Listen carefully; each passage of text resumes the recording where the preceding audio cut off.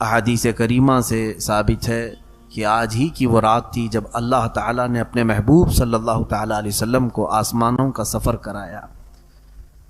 اسی کو معراج کہا گیا ہے۔ معراج کا سفر 3 مرحلوں میں ہوا ہے، 3 منزلیں، مرحلے نہیں 3 منزلیں۔ پہلی منزل تو قرآن پاک سے صاف ثابت ہے، اس کا انکار جائز ہی نہیں ہے۔ اللہ نے فرمایا پاک ہے وہ ذات جس نے اپنے بندے خاص کو رات کے ایک حصے میں مسجد حرم سے مسجد اقصی تک کا سفر کرایا۔ یہ قرآن پاک سے ثابت ہے، یہ سفر مسجد حرم سے لے کر مسجد اقصی تک کا سفر۔ مسجد اقصی بیت المقدس کو کہتے ہیں۔ دوسرا سفر ہے بیت المقدس سے لے کر آسمانوں کا سفر، جس میں پہلا آسمان، دوسرا آسمان، تیسرا، چوتھا، پانچواں، چھٹا، ساتواں آسمان، حتیٰ کہ سدرۃ المنتہا تک کا سفر، جس میں جبرائیل امین علیہ السلام ساتھ رہے۔ یہ دوسری منزل ہے، جس میں براق کی سواری کے ساتھ میرے آقا صلی اللہ علیہ وسلم جبرائیل امین کے ساتھ رہے۔ تیسرا سدرۃ المنتہا کے بعد جبرائیل امین علیہ السلام بھی الگ ہو گئے اور براق سواری بھی الگ ہو گئی، اور پھر یہ دونوں ہٹ گئے، صرف تنہا میرے آقا صلی اللہ علیہ وسلم لامکاں کا سفر کی۔ یہ تیسری منزل ہے۔ یہاں سوائے میرے نبی کے کسی دوسرے کی وہاں پر شرکت ہوئی ہی نہیں۔ بس وہ کون سی جگہ تھی، اس جگہ کا نام ہی نہیں ہے، جس کو لامکاں کہا گیا۔ اللہ رب العزت کی طرف سے آواز آتی رہی، ادن منی یا احمد، اے احمد مجھ سے قریب ہوتے جاؤ، قریب ہوتے جاؤ۔ میرے آقا صلی اللہ علیہ وسلم بڑھتے گئے۔ سورہ نجم میں اللہ تعالیٰ نے اس واقعے کو یوں فرمایا، فَكَانَ قَابَ قَوْسَيْنِ أَوْ أَدْنَىٰ، تو محبوب اور محب اللہ اور اس کے رسول کے بیچ اتنا فاصلہ رہ گیا تھا جیسے کہ 2 کمانوں کے بیچ میں فاصلہ رہتا ہے۔ میرے آقا صلی اللہ تعالیٰ علیہ وسلم کی آج کی رات میرے مولا سے قربت کی رات ہے۔ رب تعالیٰ نے وہ حسین سعادت میرے نبی کو عطا فرمائی جو کائنات میں کسی اور کو عطا ہوئی بھی نہیں اور قیامت تک ہوگی بھی نہیں۔ صرف تنہا ایک ذات ہے میرے آقا صلی اللہ علیہ وسلم کی، جنہوں نے اپنے ماتھے کی آنکھوں سراپا ذات کا دیدار فرمایا ہے۔ اسی لیے اعلیٰ حضرت فاضل بریلوی رضی اللہ تعالیٰ عنہ نے کوئی غیب کیا تم سے نہاں ہو بھلا، جب نہ خدا ہی چھپا تم پہ کروڑوں درود۔ اب یہاں سے میں نے یہ 3 منزلیں آپ کو بتائی، ایک مسجد حرم سے مسجد اقصی تک، یہ قرآن پاک خود بیان کر رہا ہے۔ دوسری منزل ہے بیت المقدس سے سدرۃ المنتہا تک۔ تیسری منزل ہے سدرۃ المنتہا سے لامکاں اپنے رب ذوالجلال کے قرب و جوار تک کی۔ اب یہ سفر کتنے مہینوں کا تھا، کتنے سالوں کا تھا، کتنی صدیوں کا تھا، پتہ نہیں، کیونکہ ایک آسمان سے دوسرے آسمان کے بیچ کا فاصلہ ہی فرمایا گیا کہ اگر تیز رفتار کوئی سواری دوڑے تو 500 سال کے بعد پہنچے گی۔ ایک آسمان سے دوسرے آسمان کے بیچ اس طرح کے 7 آسمان، پھر اس کے بعد 7ویں آسمان کے بعد سدرۃ المنتہا، اتنی ہی اوپر۔ سدرۃ المنتہا کے بعد پھر کون سے مکانات ہیں وہ اللہ جانے اور اس کا محبوب جانے۔ پھر جنت کا اور دوزخ کا نظارہ فرمایا، عرش، کرسی، لوح، قلم سب میرے آقا نے دیدار کیے۔ اس کے بعد پھر واپس تشریف لائے۔ اللہ کے حبیب صلی اللہ تعالیٰ علیہ وسلم اسی رات کو گئے تھے، آج کی رات، اور اسی رات کو واپس بھی آئے۔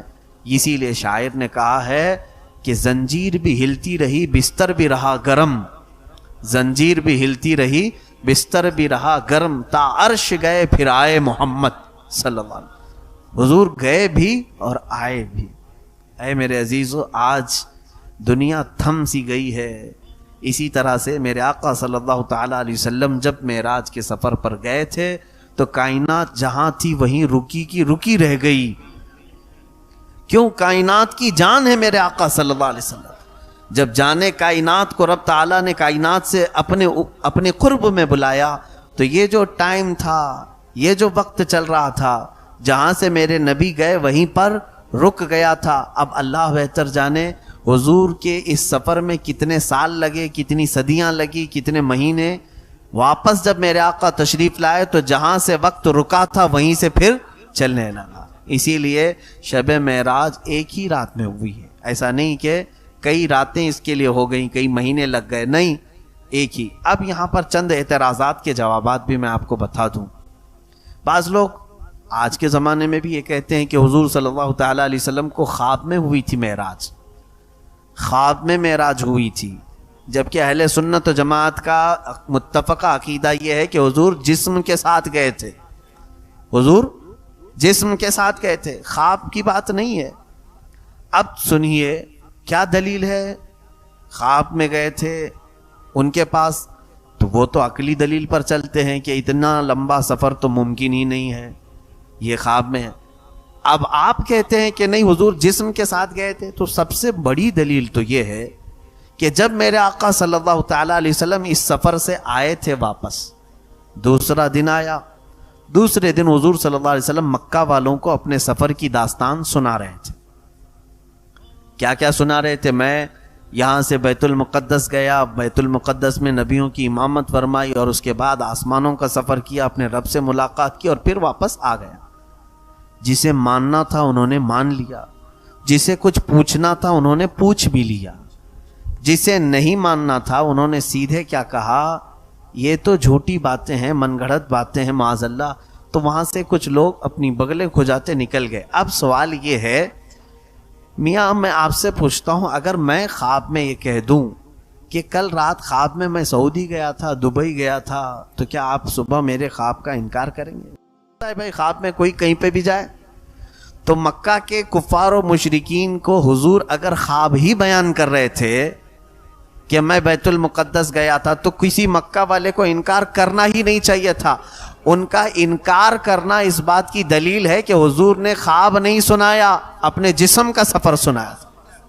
انہوں نے اپنے جسم کا سفر سنایا تھا. انکار ان کافروں کا اس بات کی دلیل ہے کہ میرے آقا صلی اللہ تعالی علیہ وسلم اپنے خواب کی بات نہیں بتا رہے تھے. میاں تم خواب کی بات کر رہے ہو, یہ تو میرے آقا صلی اللہ تعالی علیہ وسلم کو زندگی پاک میں جسم کے ساتھ ایک بار معراج ہوئی, خواب کی تو تعداد ہی نہیں کہ کتنی بار ہوئی. خود میرے آقا فرماتے ہیں کہ یطعمنی ربی ویسقینی من الجنت وانا نائم, جب بھی میں سوتا ہوں میرا رب جنت سے مجھے کھلاتا پلاتا ہے. تو میرے حضور کی ہر نیند جو ہے معراج ہے, وہ اپنے رب تبارک و تعالیٰ کے حضور پہنچتے. خواب کی بات تو ہے ہی نہیں. اگر خواب والی معراج کی بات کہیں تو حضور صلی اللہ تعالیٰ علیہ وسلم کی تو ویسے روز معراج تھی. جسم کے معراج کی بات تھی تو وہ شب معراج آج کی یہ رات 26ویں رجب کے بعد 27ویں جو شب آئی, عزیزان گرامی وقار, یہ معراج کے سلسلے میں جو اللہ تبارک و تعالیٰ نے میرے نبی کو جس شان سے بلایا, آیتیں پڑھو تو سمجھ میں آتا ہے. دیکھیں اللہ اپنے حبیب پاک صلی اللہ تعالیٰ علیہ وسلم کا کیسے سفر کا اہتمام فرما رہا ہے. پہلی تو بات یہ ہے کہ اسی رات کو کیوں ہوئی, اس کے متعلق مفسرین فرماتے ہیں کہ حضور کو آج ہی کی رات معراج کیوں ہوئی, آج اللہ نے اپنے پاس کیوں بلایا. ہوا یہ تھا کہ میرے آقا صلی اللہ تعالیٰ علیہ وسلم روزانہ اسلام کی تبلیغ فرماتے تو کوئی نہ کوئی اسلام ضرور قبول کرتا, لیکن آج کا دن پورا میرے آقا صلی اللہ علیہ وسلم کا ایسا گزرا کہ حضور کی دعوت پر ایک نے بھی اسلام قبول نہیں کیا. اور اللہ کے حبیب صلی اللہ علیہ وسلم کو سب سے بڑا غم اسی بات کا ہوتا کہ اگر کوئی ایمان نہ لائے تو حضور کو بڑی تکلیف ہوتی. میرے آقا صلی اللہ تعالیٰ علیہ وسلم غمگین ہو گئے, یہاں تک کہ اپنے گھر میں نہیں گئے, ام ہانی کے گھر گئے, دروازہ بند کیا. غم اتنا تھا کہ حضور صلی اللہ تعالیٰ علیہ وسلم کسی سے بات بھی نہیں فرما رہے تھے. کہا دروازہ بند کرو اور میں آرام کرتا ہوں. کبیدہ خاطر تھے میرے آقا صلی اللہ علیہ وسلم. جب لوگوں کو منع کر دیا, حتیٰ کہ ایک روایت میں حضرت فاطمہ کو دروازے پر کھڑا کر دیا کہ کسی کو آنے نہ دینا, کسی سے ملاقات نہیں کرنی آج. یہ رات آج میرے آقا صلی اللہ تعالیٰ علیہ وسلم غمگین ہو کر کے سوئے. میاں ہم اور آپ جب غمگین ہوتے ہیں تو سوچتے ہیں کہ کوئی تفریح کر لیں, کہیں پر چہل قدمی کر لیں, جا کر کے ٹہل کر کے آ جائیں تاکہ دل بہل جائے.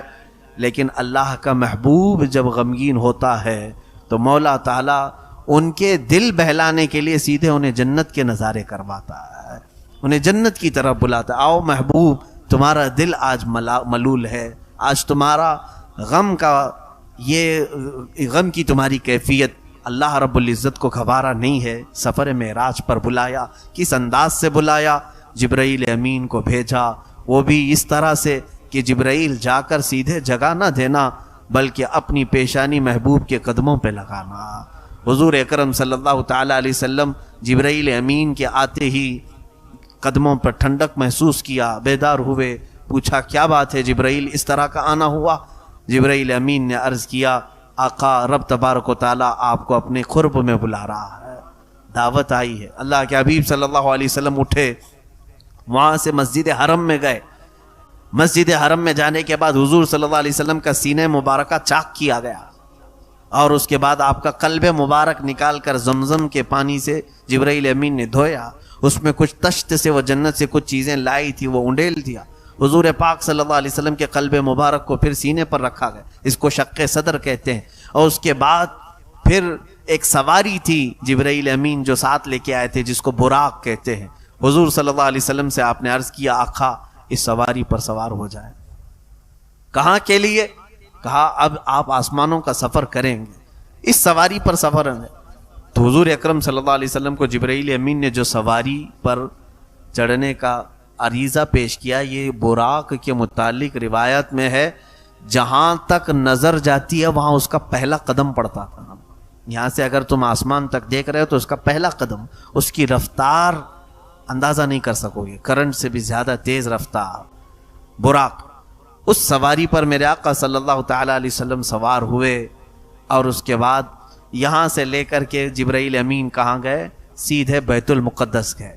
بیت المقدس میں میرے آقا صلی اللہ علیہ وسلم فرماتے ہیں میں نے دیکھا پہلے سے وہاں انبیاء اکرام کی صفیں لگی ہوئی تھی، آدم علیہ السلام سے لے کر کے عیسیٰ علیہ السلام تک، حضور تک جتنے بھی نبی آئے سب کے سب نبی بیت المقدس میں جمع تھے۔ میرے آقا صلی اللہ تعالیٰ علیہ وسلم ان نبیوں کے بیچوں بیچ جب تشریف لے گئے تو سبوں نے میرے آقا کو آگے مصلی امامت پر بڑھایا۔ اللہ کے حبیب صلی اللہ علیہ وسلم جب مصلی امامت پر کھڑے ہوئے تو حضرت ابراہیم علیہ السلام کھڑے ہوئے اور سارے نبیوں کو ایک خطبہ دیا جس میں میرے نبی کی شان بیان کی، اور اس کے بعد پھر ان کے بعد حضرت موسیٰ علیہ السلام کھڑے ہوئے، پھر اکثر انبیاء اکرام نے حضور صلی اللہ علیہ وسلم کی شان میں خطبے بیان کیے، اپنے اپنے قصیدے بیان کیے، پھر میرے آقا صلی اللہ تعالیٰ علیہ وسلم نے ان نبیوں کی امامت فرمائی، ان نبیوں کی امامت فرمائی، وہی اول وہی آخر وہی ظاہر وہی باطن، وہی قرآن وہی فرقان وہی طٰہٰ وہی یاسین۔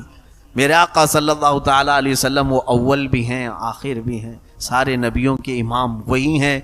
عزیزان گرامی، رسول پاک صلی اللہ تعالیٰ علیہ وسلم یہاں سے پھر آسمانوں کا سفر کی۔ اتنے سے مختصر سفر کے لیے اللہ نے جو لفظ بیان فرمایا میں آپ کو اس کو بڑے پیارے انداز میں عرض کیا ہے۔ حکیم الامت علامہ احمد یار خان نعیمی رحمۃ اللہ علیہ نے 15ویں پارے کی شروع کی آیت سبحان الذی، یہ سفر کا لفظ کہاں سے شروع ہوتا ہے؟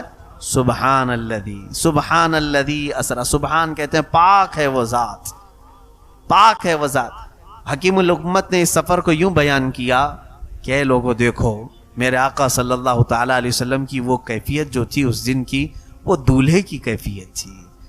حضور پاک صلی اللہ تعالیٰ علیہ وسلم کو لینے کے لیے جبرائیل آئے، سواری بہت اعلیٰ قسم کی لائی، اور پھر غسل زمزم سے دیا آپ کے قلب مبارک۔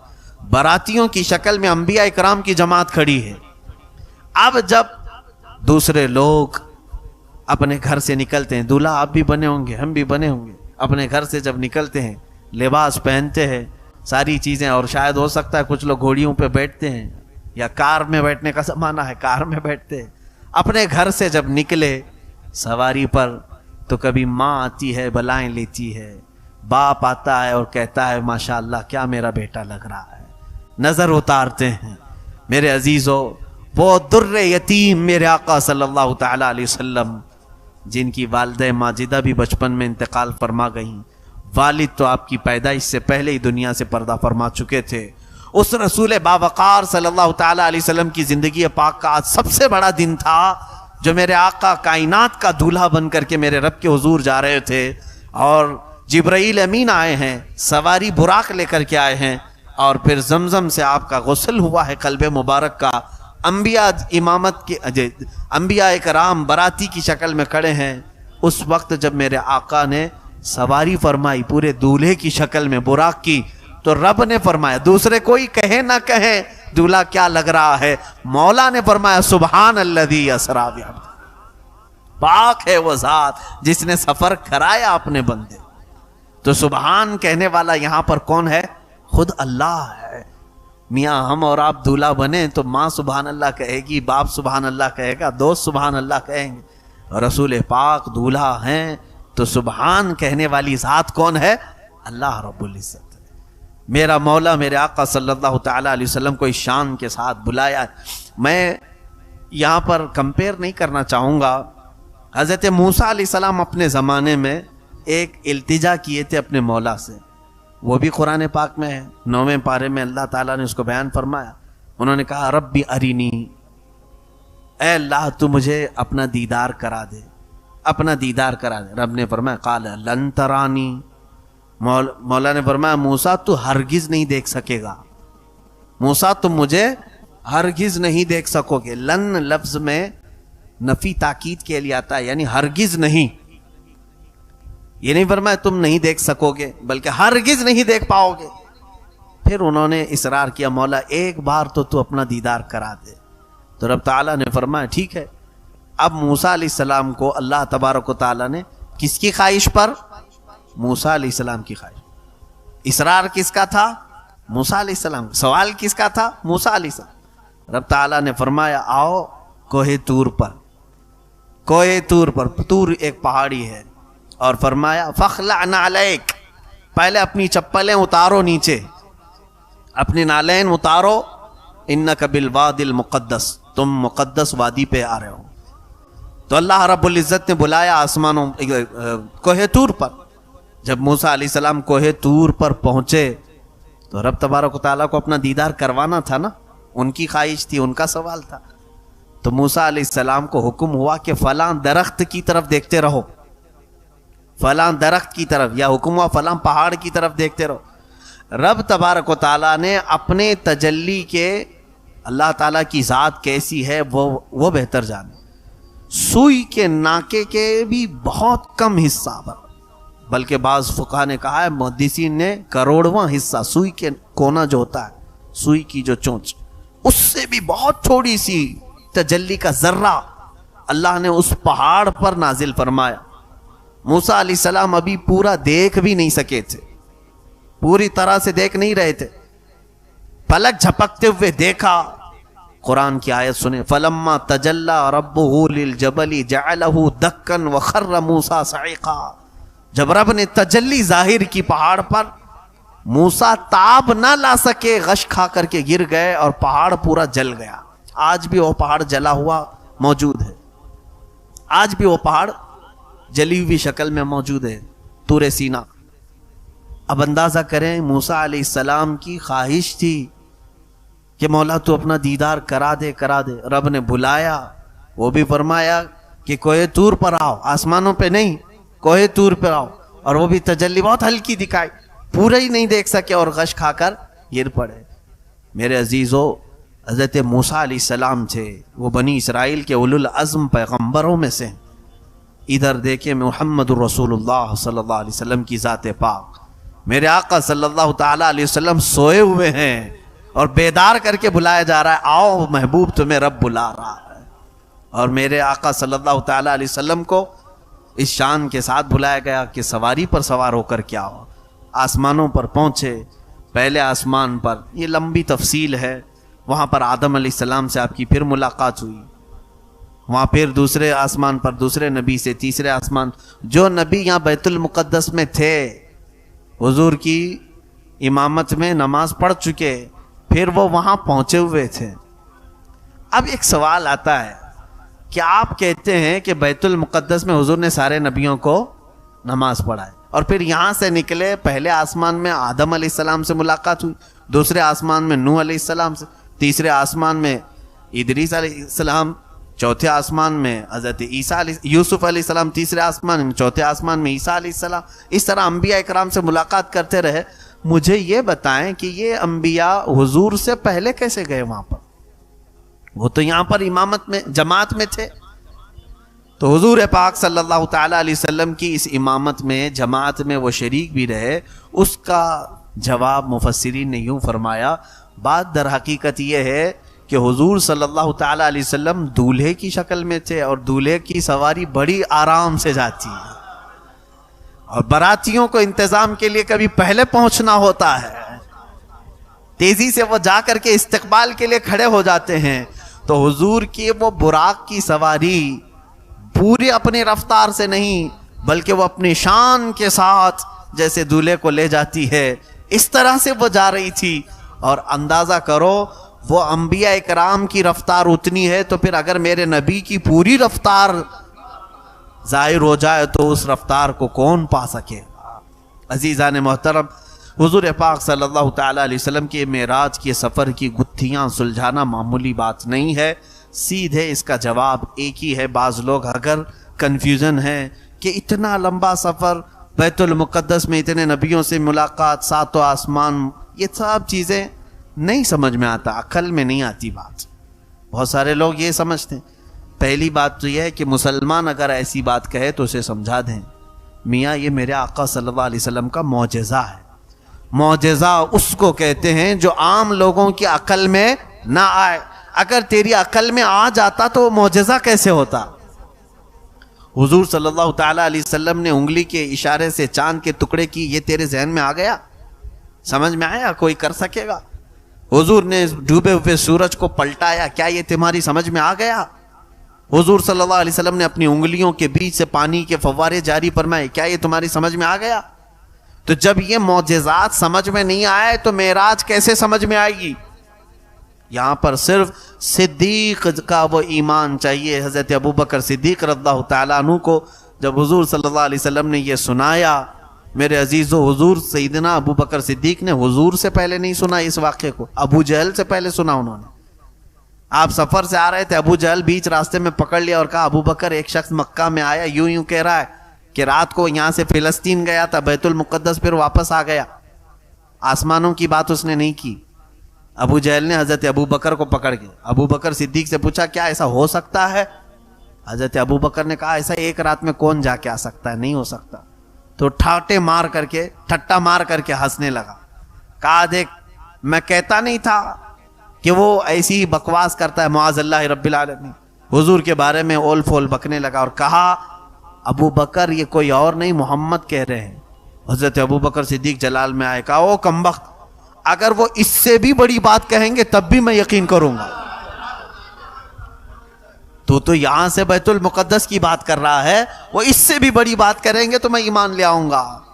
اگر انہوں نے کہا یہ ایمان ہونا چاہیے. میرے آقا صلی اللہ علیہ وسلم نے جب فرما دیا میں نے سفر کیا، تو تم اپنی عقل کے گھوڑے مت دوڑاؤ کہ کیسے کیا ہوگا. تم اپنے اعتبار سے انہیں سوچ نہیں سکتے. ہم جو چیزیں کر رہے ہیں اس کے اوپر حضور صلی اللہ علیہ وسلم کو ناپ نہیں سکتے. یہ بات سمجھ کر کے چلے. اللہ کے نبی کی ذات اور ہے، تم عام انسانوں کی ذات اور ہے. اس کے علاوہ سب سے بڑی بات تو یہ ہے کہ حضور صلی اللہ تعالی علیہ وسلم خود گئے تھوڑی نہ. تم اگر معراج کا انکار کر رہے ہو تو گویا کہ اللہ کا انکار کر رہے. اللہ فرما رہا ہے میں لے گیا، اللہ لے گیا ہے. تو جس میں رب تبارک و تعالیٰ یہ فرما رہا ہے کہ پاک ہے وہ ذات جو اپنے بندے خاص کو لے گیا، تو اللہ لے گیا ہے تو تمہیں درد کس بات کا؟ کیا اللہ تعالیٰ کی بھی قدرت کا انکار کرتے ہو؟ رب تبارک و تعالیٰ کی طاقت کا بھی انکار کرتے ہو؟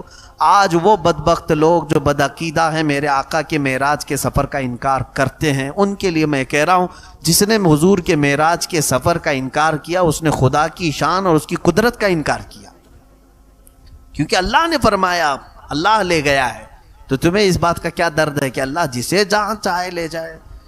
اب سنیے اس سفر پاک کی اور آخری باتیں میں آج مختصر کرتا ہوں اس چیز کو. رسول پاک صلی اللہ تعالی علیہ وسلم جب یہاں سے نکلے 7ویں آسمان تک، سدرۃ المنتہا، یہ خانہ کعبہ کے اوپر حضرت جبرائیل علیہ السلام کا وہ مقام، آخری مقام. ایک بیت المعمور بھی ہے اوپر، بہت ساری چیزیں ہیں وہ ابھی بیان میں لا نہیں سکوں گا. جبرائیل امین وہاں پہنچ کر کے کہنے لگے یا رسول اللہ صلی اللہ علیہ وسلم اب اس کے آگے میں نہیں جا سکوں گا، میری حد یہیں تک کی ہے، مجھے یہیں تک آنے کی اجازت ہے۔ وہ جبرائیل جو سید الملائکہ، سارے فرشتوں کے سردار، حضرت جبرائیل علیہ السلام اگر اپنی اصلی شکل میں آئیں تو یہ پوری دنیا صرف ان کے پروں سے بھر جائے گی، اتنے طاقتور فرشتے۔ باقی سارے فرشتوں کی بات الگ ہے، حضرت جبرائیل علیہ السلام کی بات الگ۔ وہ طاقتور، بہت ہی پاورفل فرشتہ حضرت جبرائیل علیہ السلام، جن کی رفتار کو نہیں جان سکتے آپ۔ اندازہ کرو کہ ابراہیم علیہ السلام اپنے بیٹے اسماعیل علیہ السلام کی گردن پر چھری رکھ چکے ہیں، چھری رکھ چکے ہیں، اور چھری کے چلنے میں کتنا ٹائم لگتا ہے؟ سیکنڈوں میں بھی نہیں۔ چھری یوں رکھی، یوں چلانا ہے۔ اس چلانے سے پہلے جبرائیل علیہ السلام جنت سے زمین تک آ چکے تھے۔ یہ رفتار جبرائیل امین کی ہے۔ توجہ چاہتا ہوں، جبرائیل کی طاقت کیوں میں بتا رہا ہوں، عرض کرتا ہوں۔ یوسف علیہ السلام کو ان کے بھائیوں نے کنویں میں پھینکا، واقعہ معلوم ہے؟ حضرت یوسف علیہ السلام کو ان کے بھائیوں نے یوں پکڑا اور کنویں میں یوں دھکیل دیا۔ کنواں بہت بڑا بھی نہیں تھا، بہت بڑا بھی نہیں تھا، لیکن ایک چیز کو جب اوپر سے گرایا جائے تو کتنی دیر میں وہ کنویں میں گرے گی؟ گھنٹہ لگے گا اس کو؟ منٹ لگیں گے؟ سیکنڈ بھی نہیں لگیں گے۔ اس میں بھی حدیث پاک ہے، یوسف علیہ السلام کو ان کے بھائیوں نے اوپر سے دھکا دیا۔ یوسف علیہ السلام کنویں کے اوپری حصے پانی پر آنے سے پہلے جبرائیل امین جنت سے نیچے آ چکے تھے اور اپنے ہاتھوں سے انہیں پکڑ کر کے ایک کونے پر بٹھا بھی چکے تھے۔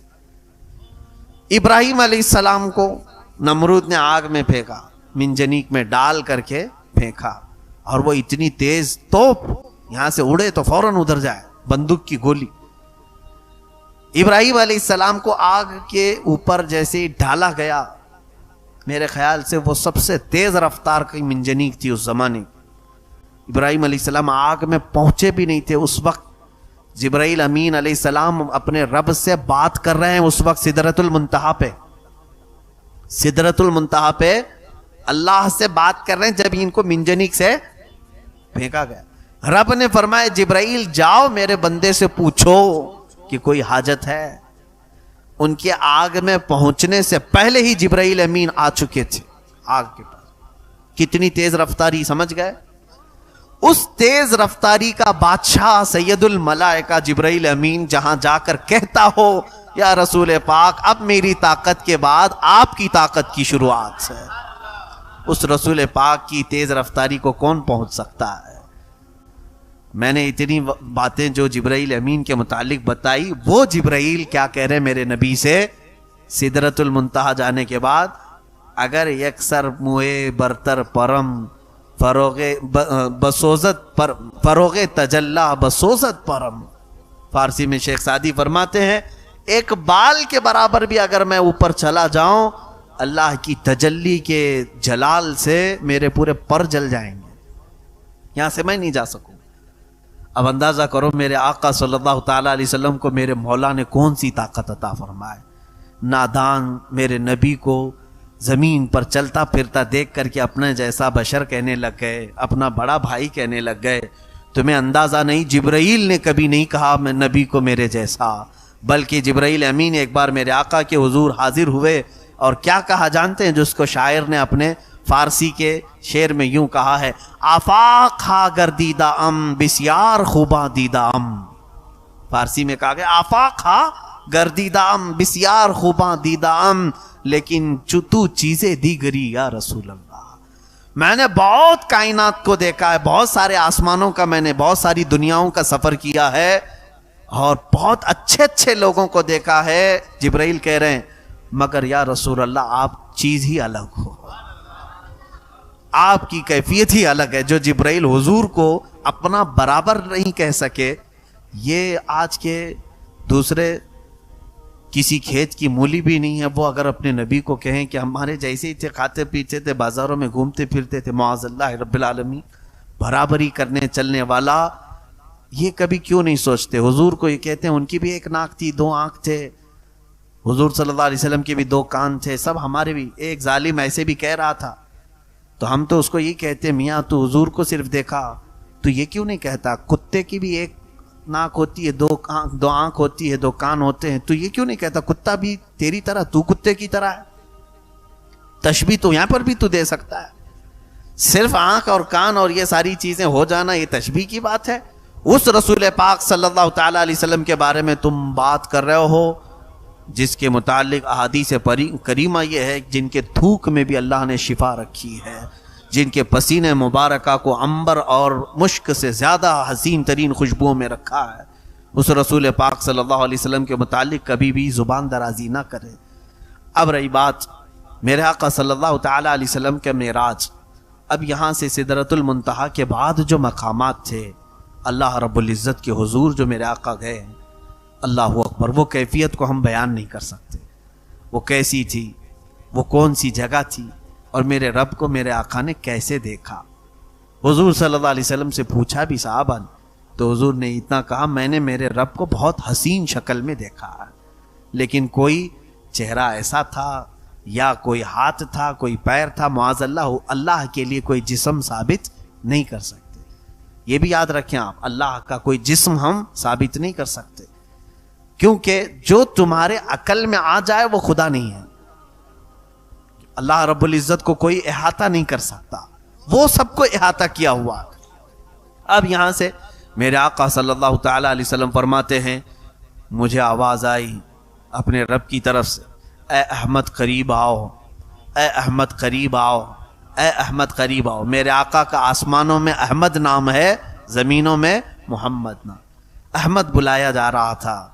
اس کے بعد رب تعالیٰ سے آپ قریب ہوتے گئے، قریب ہوتے گئے. حضور صلی اللہ علیہ وسلم فرماتے ہیں رب ذوالجلال نے اپنے دست قدرت کو میرے سینے پر رکھا، جس کی ٹھنڈک میں نے محسوس کی، اور میں نے دیکھا زمین کے سارے خزانے میرے سامنے کھلے ہوئے تھے. میں نے آسمانوں اور زمینوں کی ساری چیزیں دیکھ لیں. اسی وقت میں نے پوری کائنات کو دیکھ لیا.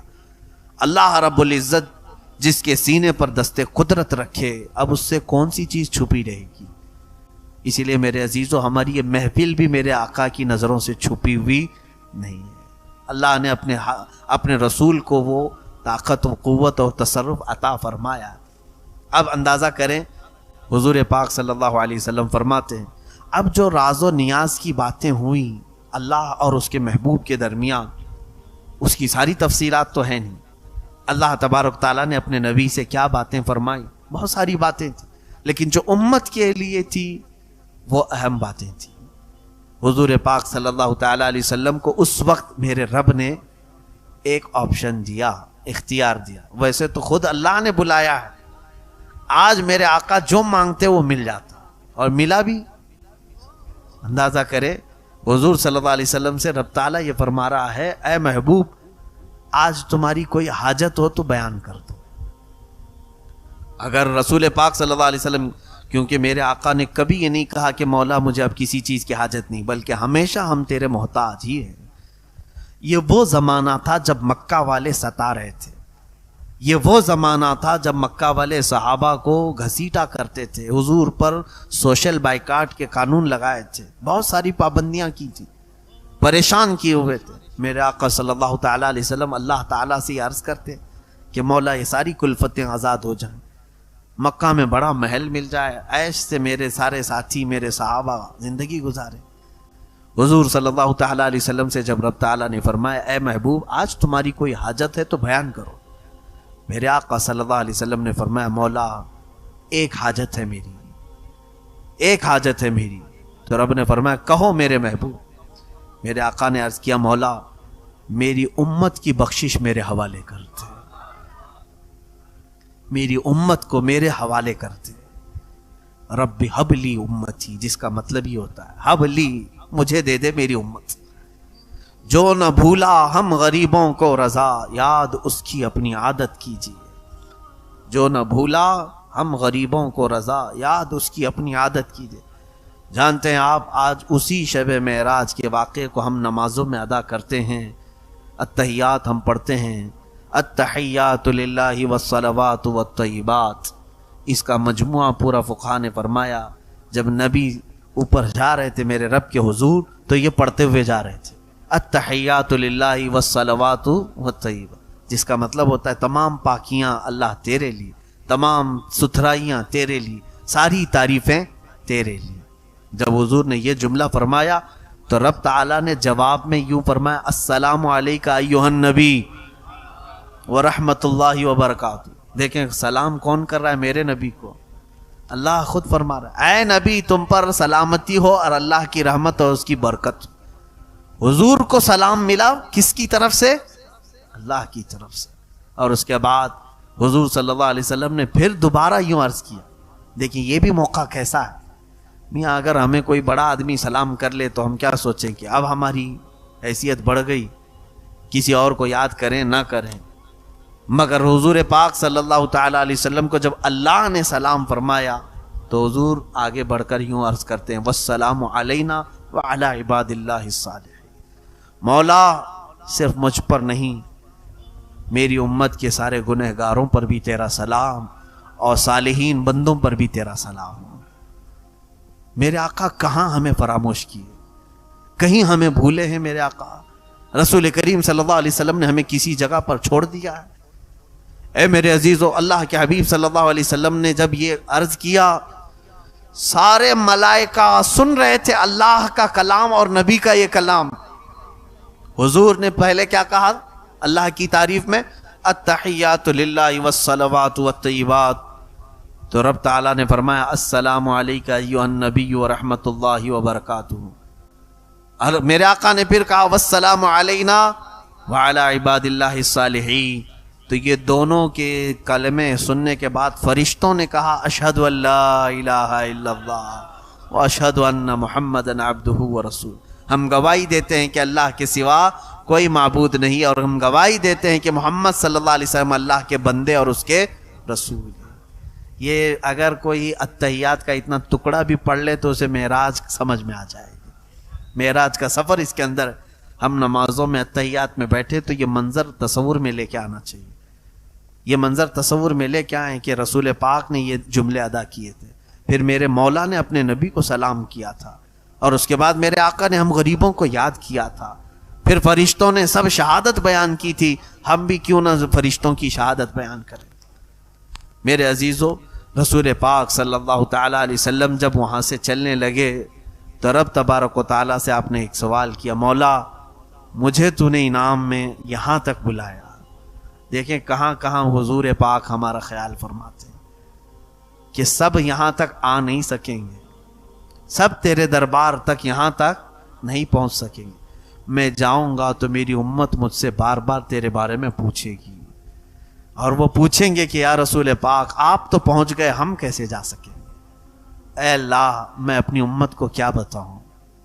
توجہ، رب تعالیٰ نے فرمایا اے محبوب میں ایک تحفہ تمہاری امت کو دیتا ہوں، اگر وہ اس پر عمل کرے گی تو ہر سجدے میں انہیں معراج ہوگی، وہ ہے نماز کا تحفہ۔ اللہ رب العزت نے 50 نمازیں فرض کی امت محمدیہ پر، کہا کہ رسول یہ لے جائیں 50 نمازیں اپنی امت کو پڑھنے کا حکم فرمائیں کہ وہ دن اور رات میں 50 نمازیں پڑھیں۔ میں سوچتا ہوں ہیں تو گھنٹے 24، اگر 50 نمازیں فرض ہوتی تو آدھے گھنٹے سے پہلے اذان ہونے لگ جاتی، نہیں 24 گھنٹے میں اگر آدھے گھنٹے پر بھی ہو تو 48 نمازیں ہوتی، پھر 2 بج جاتی تھی۔ 50 نمازیں 24 گھنٹے میں کیسے ادا کرتے؟ بڑا مسئلہ تھا۔ اللہ رب العزت نے بھی ظاہر سی بات ہے وہ بندوں پر عسر تکلیف تو نہیں چاہتا، حرج میں نہیں ڈالتا، مولا اتنا ہی دیتا ہے حکم جتنا بندے اٹھا سکتے۔ تو جب یہ آدھے گھنٹے میں نماز، ہر آدھے گھنٹے میں کہاں سے آئے گا بندہ، رب بھی جانتا ہے، لیکن پھر فرض کیا کیوں؟ اس کی بڑی حکمت ہے۔ حضور صلی اللہ علیہ وسلم وہ 50 نمازیں لے کر کے آئے، یہ کسی آسمان پر حضرت موسیٰ علیہ السلام سے ملاقات ہوئی۔ موسیٰ علیہ السلام بھی 6 یا 5ویں آسمان پر حضرت حضور صلی اللہ علیہ وسلم سے ملاقات کی اور پوچھا کہ کیا آپ کی بات ہوئی؟ حضور نے بتایا، کہا میری امت کو اللہ نے 50 نمازیں عطا کی۔ موسیٰ علیہ السلام نے کہا اے رسول واپس جائیں اپنے رب سے کہیں کہ کم کر دے، آپ کی امت اتنا نہیں کر پائے گی۔ کیا کہا حضرت موسیٰ علیہ السلام نے؟ آپ کی امت نہیں کر پائے گی۔ اب یہاں دیکھیں میرے آقا کے علم غیب پر سوال کرنے والے آج 5 وقت کی نمازیں پڑھ رہے ہیں کہ 50 پڑھ رہے ہیں؟ 5 پڑھ رہے ہیں نا۔ موسیٰ علیہ السلام کو یہ کیسے معلوم تھا کہ امت 50 نہیں پڑھ پائے گی؟ جب موسیٰ علیہ السلام کو یہ غیب کا علم تھا تو میرے نبی کو کتنا غیب کا علم ہوگا؟ موسیٰ علیہ السلام ہی نے تو کہا۔ حضور صلی اللہ علیہ وسلم گئے، رب تعالیٰ سے عرض کیا مولا اس میں کچھ کم کر دے، 5 کم ہوئی، 45 لے کر آئے۔ پھر موسیٰ علیہ السلام نے روکا، کہا اور کم کرائے۔ 9 مرتبہ حضور کا جانا آنا ہوا ہے۔ کتنی مرتبہ؟ 9 مرتبہ حضور صلی اللہ علیہ وسلم رب تعالیٰ کے حضور جاتے، کم کراتے آتے۔ اب یہاں پر بھی بعض مفسرین نے لکھا ہے کہ ایک ہی بار میں ڈائریکٹ 45 کم کرا کے آ جاتے۔ اللہ کو بھی معلوم ہے جب حضور صلی اللہ تعالیٰ علیہ وسلم 5 لے کر کے آئے تھے، 45 گھٹ گئی، کتنی بچی؟ 5۔ تو حضرت موسیٰ علیہ السلام نے پھر کہا اور جائیے کم کرائیے۔ تب میرے آقا نے کہا اب مجھے شرم آ رہی ہے، اب حیا آتی ہے، اس سے کم کراؤ۔ لیکن رب تعالیٰ نے یہ فرما دیا اے محبوب آپ کی امت یہ اگر 5 ہی پڑھے تو میں 50 کا ثواب دوں گا، 50 کا پورا ثواب دوں۔ یہ 5 میں وہ 50 نمازوں کا پورا ثواب ہے جو پہلے ہمیں فرض کی گئی تھی۔ اب یہاں پر مفسرین فرماتے ہیں ایک ساتھ کم کروا سکتے تھے، جا کر کے سیدھے کہتے 45 کم کر دے، 5 رکھ جائیں گی۔ موسیٰ علیہ السلام بھی ڈائریکٹ کیوں نہیں کہے اتنی کم کرا کے لے کے آ جائیے ڈائریکٹ؟ تو فرمایا موسیٰ علیہ السلام وہ تجلی جو کوہ طور پر دیکھ نہیں سکے تھے، جو ہلکی سی تجلی دیکھ کر غش کھا کر گر گئے تھے، موسیٰ علیہ السلام وہ رب ذوالجلال کی تجلیاں میرے مصطفیٰ کی آنکھوں میں دیکھ رہے تھے، میرے نبی کی آنکھوں میں دیکھ رہے تھے۔ آنکھوں میں آنکھیں ڈال کر کے مولا کو دیکھ کر آنے والی آنکھیں کیسی ہیں؟ تو اس لیے جب میرے آقا حضور صلی اللہ علیہ وسلم رب تعالیٰ کے حضور سے واپس آتے، وہ آنکھوں میں تازہ جمال و جلال میرے رب ذوالجلال کا، موسیٰ علیہ السلام توجہ سے دیکھتے اور پھر کہتے جائیے آپ۔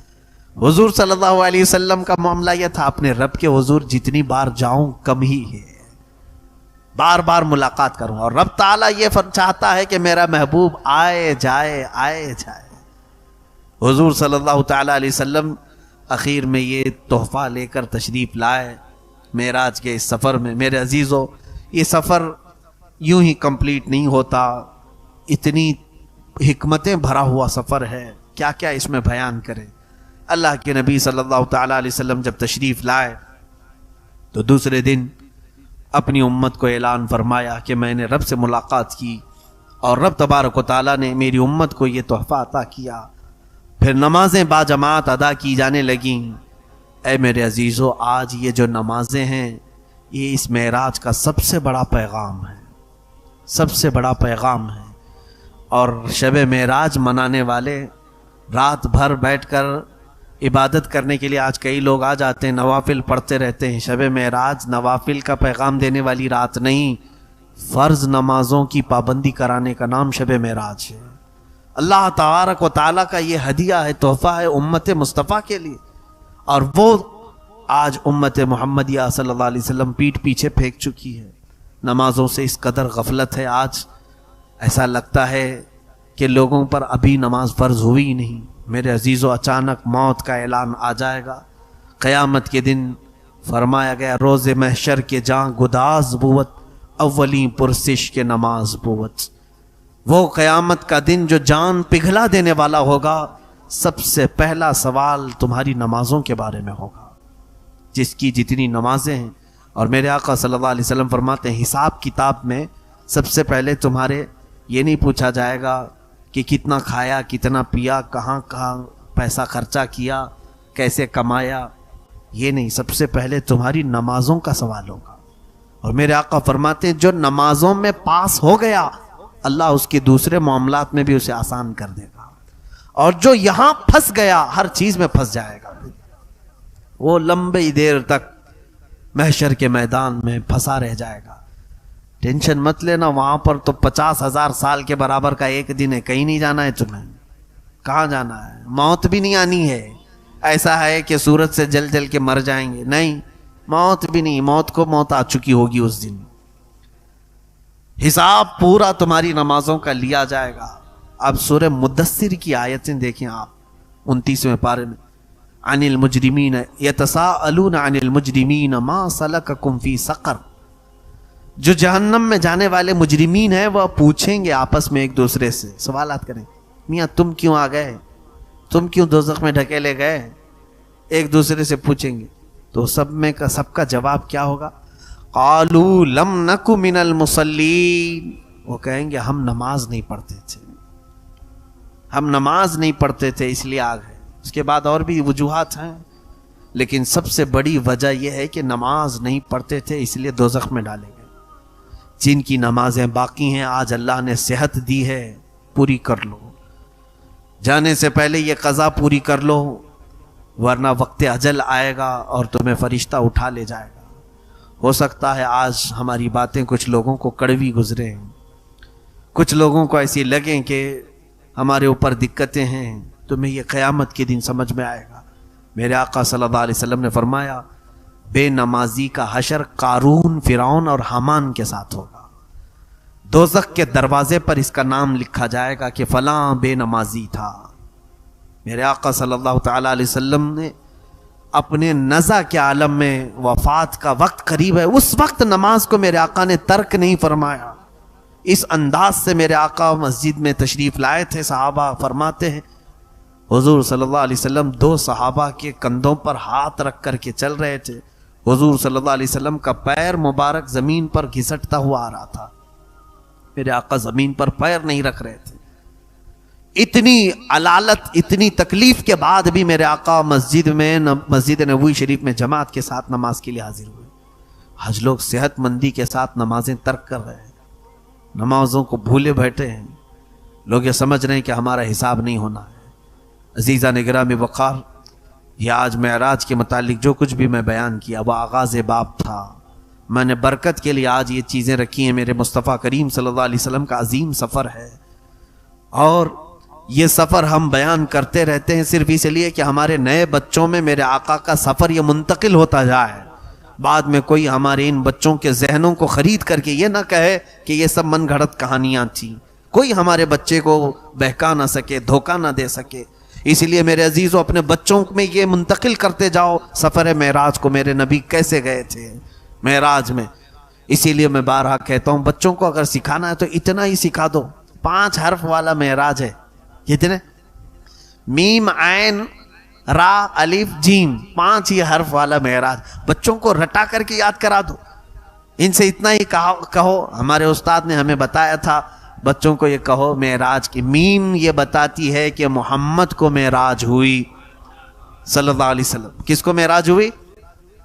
میم یہ بتاتی ہے کہ محمد کو معراج ہوئی. عین اس کے بعد سیکنڈ حرف کیا آ رہا ہے؟ عین. عین یہ بتاتا ہے کہ عرش پر گئے تھے. اس کے بعد 3rd نمبر پر آ رہا ہے را. را یہ بتاتی ہے کہ رات کو گئے تھے. پھر 4تھے نمبر پر الف ہے. الف یہ بتاتا ہے اللہ کے پاس گئے تھے. آخر میں جیم آ رہا ہے. جیم یہ بتاتا ہے جسم کے ساتھ گئے تھے. اتنا بھی اگر بچوں کو بتا دیں یہ 5 محمد صلی اللہ علیہ وسلم عرش پر گئے تھے، رات کو گئے تھے، اللہ کے پاس گئے تھے، جسم کے ساتھ گئے تھے، اتنا ہی پورا اس میں شامل ہو گیا. اپنے بچوں کو منتقل کرتے رہیے سفر معراج، اس لیے کہ بعد کے زمانے میں کہیں ایسا نہ ہو کہ کچھ بد عقیدہ ان سے ہمارے عقائد کو چھین نہ لے، ہماری روایات کو ختم نہ کر لے. اے قدیر و جبار خدا، ہم سب کو تو ہمارے گناہوں سے آزاد کر دے، معاف فرما دے. ہمارے بچوں کو تو سلیقہ عطا فرما، تمیز عطا فرما. وصلی اللہ تعالی علی خیر خلقی محمد وآلہ واصحابہ اجمعین، وآخر دعوانا الحمد للہ رب العالمین.